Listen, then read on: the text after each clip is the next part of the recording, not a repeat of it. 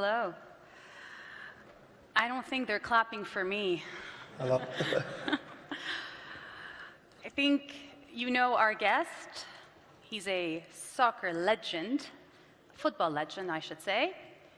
And he was one of the main reasons in 2002, world champions Brazil won the World Cup when he scored one of the best goals against England. So welcome, Ronaldinho. Welcome to Saudi Arabia. Welcome to the Miss Global Forum. We're very happy to have you here. Thank you.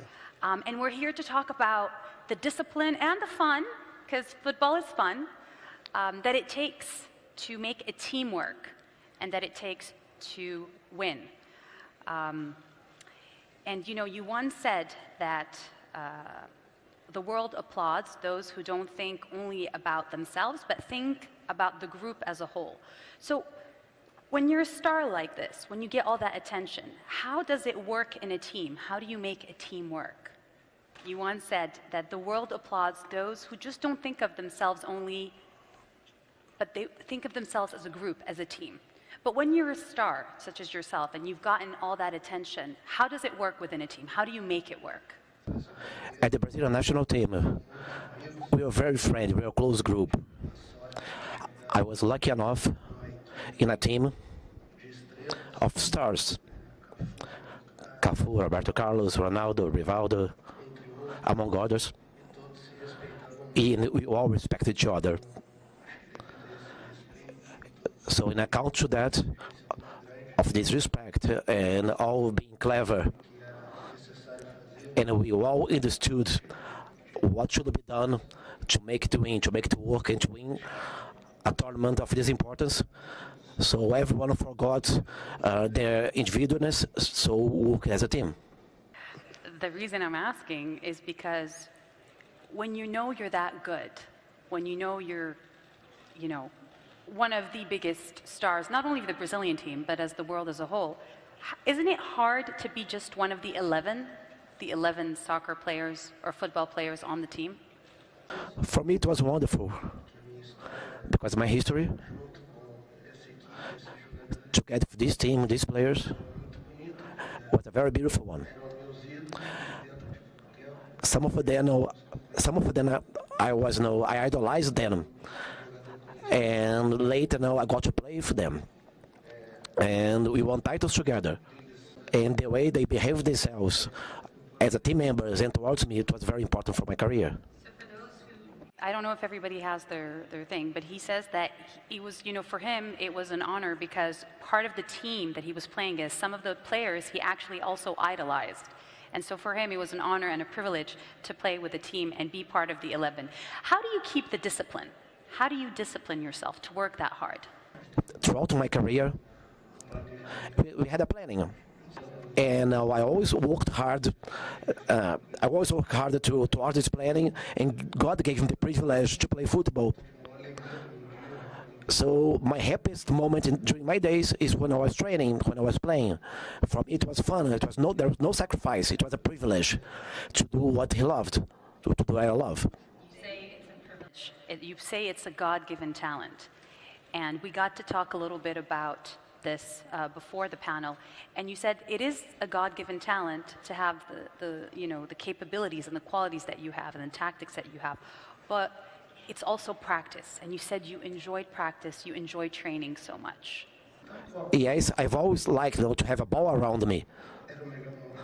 It was my best moment of the day, to be in contact with football.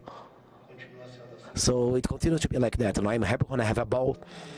When I have a ball near me, I'm very happy with a ball. I don't suffer in training. I've never suffered for playing. For me, it was always a happy moment.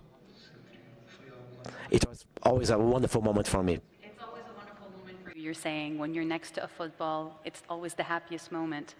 And, now that you've retired, what lessons can you tell us from your teamwork at the time? I mean, if you can tell me about a moment or something that stayed with you from 2002, from your time playing the championships in 2005, 2006.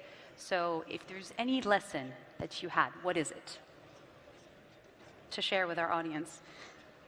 Oh, it's very difficult to say that.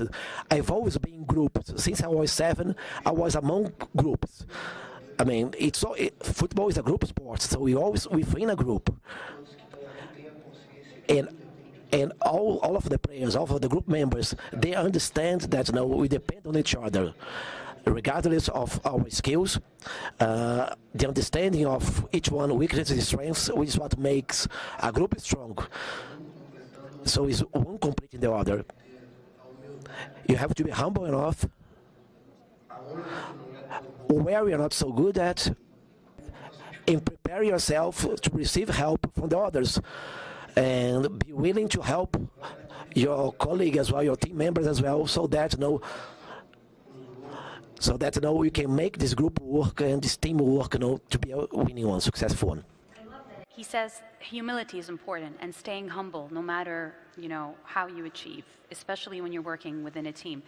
How do you face difficulties and failures? Because, when you're a star, when you're a legend, the expectations go up so high. But then with highs come lows as well. How do you face those, especially when you're in the public eye? Did you ever have any failures? I failed a lot of times. Football is like that. You cannot always win. You have to always seek a lesson from the losses, from the defeats, from the hard moments, in order not to make the mistakes and not to lose again. I've always faced the defeats, those moments that that they didn't succeed. So I always looked back, try to analyze what went wrong, and make of that experience a learning lesson in order not to fail again. So I always react like that. I love that he says that when you fail, you have to look back and take it as a lesson and analyze it in order not to fail again. Ronaldinho is not only, it's interesting, and we were talking about this with Mr. Richard backstage. It's a brand. You've become a brand that makes younger people dream, hope. How do you view your brand today, Ronaldinho? It's very difficult to talk about yourself, to see yourself in this way. To speak as a brand to the youngs, to the youth. I just try to share my experience, my life experience, what saved my life, what gave me happiness, and that was football. So every child I see, I try to bring, to follow my footsteps, because I think it's a wonderful environment. I'm happy. I'm very happy with what I do, with playing football. So what I've done is that. So I like to pass this message of someone who was very happy doing his profession, which was playing football. So I'm still a very happy person. It's difficult to view yourself as a brand. Okay, I understand you're trying to be modest, but I also noticed, because we follow you on social media. We're going to do this in 2 minutes. We follow you on social media, and it's interesting because you've done a tour. You're doing a tour. You've been to Kenya, to Japan, to Morocco, now to Saudi Arabia. What are your current projects about? After I stopped playing, I have my soccer academies, the Ronaldinho Soccer Academy. That's what I'm proud of. It gives me pleasure to give opportunities to children, to players from all over the world, from every age. For those who dream about playing football in the future, to give them the opportunity to give something back and say thanks to football for whatever football has given me, and also to provide opportunities for all the kids that dream about being a player. And music. I love music, and I love working on music. One last question, and I'm going to ask this myself in French. What would it be? One piece of advice. I still need this. That try hard, train hard, read as much as you can, and regardless of the profession, you have to dedicate, you have to put an effort, you have to put a strong effort, because without an effort, you don't go anywhere. Train hard, try hard. Practicing and love football. So a few of you